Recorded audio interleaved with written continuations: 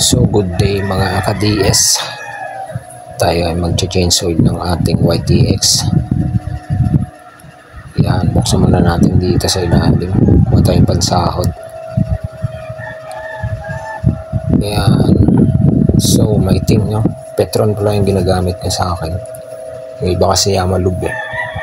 Medyo mura kasi to, tsaka okay naman. And ito pala, ito yung ating gagamitin. Petron. Yes. So, kailangan natin itabi yung ating langis.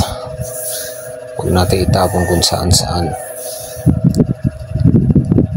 Yan. Di ba? Sobrang itim na. Isang buwan. Ayun. Tapos ito. Tatanggalin. Papalit na rin tayo ng oil filter. Pambadya yung nilalagay natin dyan eh. Yan, pihitin lang natin para bumukas.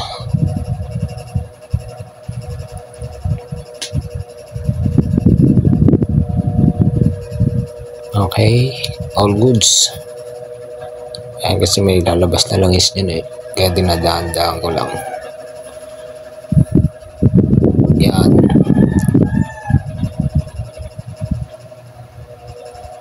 So sinasabay ko na pala yung pag-aalis na ito.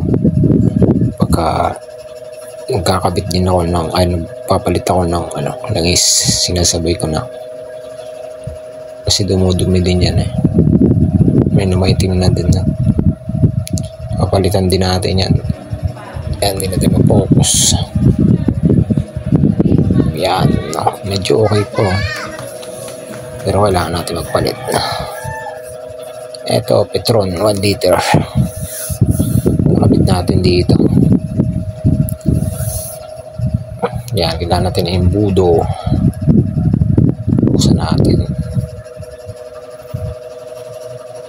Yes, matigas. Kailangan natin yan, pwersa. Okay na. So, yun lang.